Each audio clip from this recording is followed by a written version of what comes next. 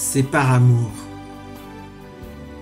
Suite à l'écoute d'une publication ayant pour titre « La puissance cachée dans la mort et la résurrection de Jésus-Christ », je crois et je suis même sûr qu'il n'y a rien de caché dans la Bible.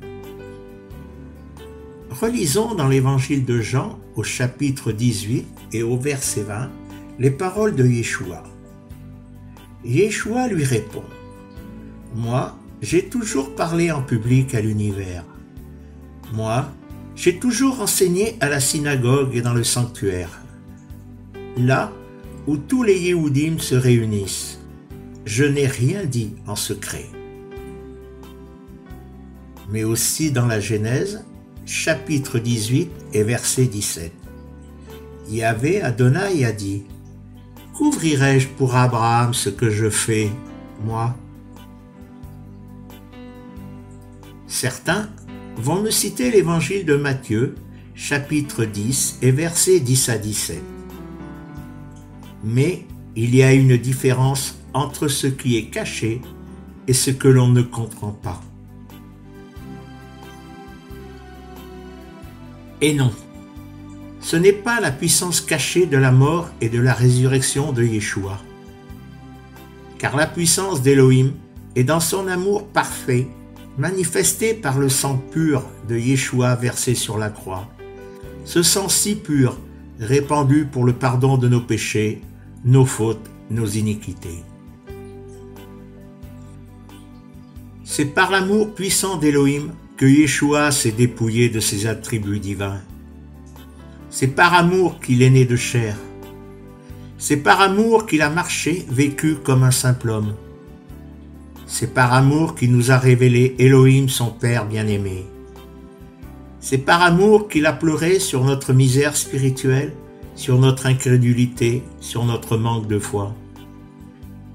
C'est par amour qu'il a partagé le pain et le vin. C'est par amour qu'il s'est laissé arrêter, lui le juste. C'est par amour qu'il s'est laissé condamner, lui l'innocent. C'est par amour qu'il s'est laissé flageller, et que chaque coup faisait couler son sang précieux. C'est par amour qu'il a accepté cette couronne d'épines plutôt qu'une couronne de gloire. C'est par amour que ses mains qui avaient béni guéri tant de malades, et que ses pieds qui avaient tant parcouru les chemins sur cette terre de souffrance soient percés. C'est par amour que le brigand repentant sur la croix fut pardonné. C'est par la puissance de son amour que durant les 3 heures de ténèbres il a agonisé et souffert cette mort spirituelle de l'absence de relation avec son Père bien-aimé. C'est par amour, c'est par la puissance de cet amour que son être divin a quitté ce corps de chair pour nous ouvrir à travers le voile déchiré du temple une route nouvelle qui nous ramène vers notre Père céleste. C'est par amour qu'il est ressuscité et qu'il nous prépare une place dans sa demeure.